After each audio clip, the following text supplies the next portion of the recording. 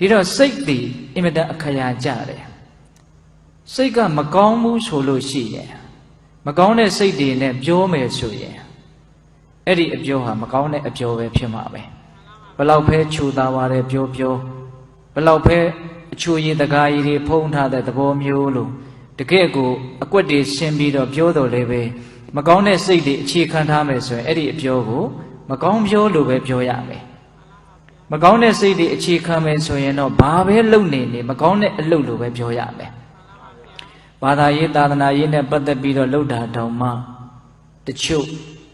မကောင်းတဲ့စိတ်တွေကိုအခြေခံထားတော့ကောင်းတဲ့အလုပ်လို့ပြောလို့မရဘူးဒါဥစဉ်တို့ကုံပြောတာနော်အဲ့ဒီတော့ဘာပဲပြောနေဘာပဲလုပ်နေအကယ်၍မကောင်းတဲ့စိတ်နဲ့သာပြောမယ်လုပ်မယ်ဆိုရင်အဲ့ဒီအပြောအလုပ်တို့သည်မကောင်းပြောနဲ့မကောင်းလုပ်ပဲဖြစ်တယ်မကောင်းပြောကြတော့ဝစီကံမကောင်းဘူးပေါ့မကောင်းတဲ့အလုပ်ကြတော့ကာယကံမကောင်းဘူးလို့ပြောရမှာပေါ့ဟုတ်လားအဲ့ဒီတော့စိတ်ကမကောင်းရင်ဝစီကံလည်းမကောင်းနိုင်ဘူးကာယကံလည်းမကောင်းနိုင်ဘူးစိတ်ဆိုးရင်ကံဆိုးတယ်ဆိုတာအဲ့ဒါပဲပိဋိစိတ်ဆိုးရင်ဘာဆိုးတယ်စိတ်ဆိုးရင်ကံဆိုးတယ်ကံဆိုးလို့ရှိရင်အကျိုးပေးဆိုးမယ်ပိဋိကံဆိုးရင်ဘာဆိုးမယ်အကျိုးပေးဆိုးမယ်အဲ့ဒါကိုပိဋိတို့ရဲ့စိတ်ထဲမှာ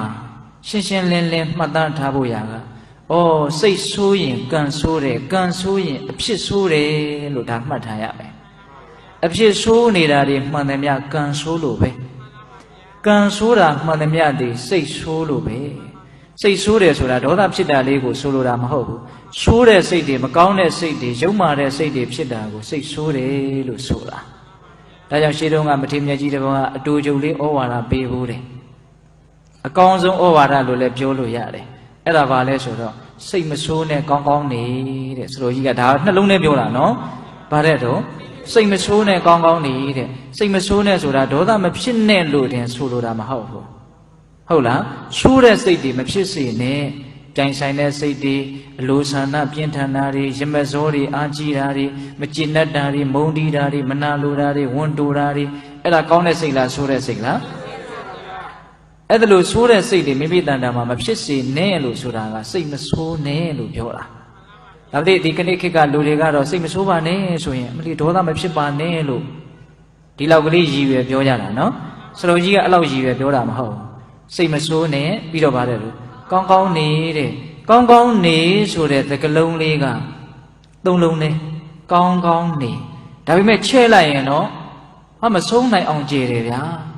လူတန်းဘေးကန်းနေတာလည်းကောင်းကောင်းနေတယ်လို့ပြောလို့မရဘူးလား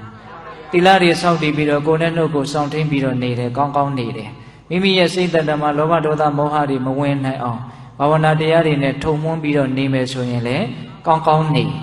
မပြည့်စုံဘူးလားပြည့်စုံတယ်ဒါကြောင့်ဒီတေသနာတော်လေးကိုပိဋကပေါင်းသူတော်ကောင်းတို့ကဘယ်လိုမှတ်ရမှာလဲဆိုတော့စိတ်ဆိုးရင်ကံဆိုးမယ်ကံဆိုးရင်အဖြစ်ဆိုးမယ်အဖြစ်ဆိုးပြီဆိုမှတော့ကောင်းနိုင်မှာအောင်မလားမကောင်းနိုင်ဘူးဒါကြောင့်ရှေးသူတော်ကောင်းကြီးတွေကဟေးလူမုံမှမကြောက်နဲ့ကံမုံမှကြောက်ပိဋကဘာလဲတော့လူမုံမှမကြောက်နဲ့ကံမုံမှကြောက်တဲ့ကိုပြုတ်ခဲ့တဲ့ကံတွေကနွားချေရနောက်ကိုလှဲပြီးအစဉ်လိုက်တယ်လို့မျိုးမကောင်းတဲ့ဒုက္ခတွေပေးဖို့ဆိုတဲ့အနေအထားမျိုးနဲ့လိုက်မနေဘူးလား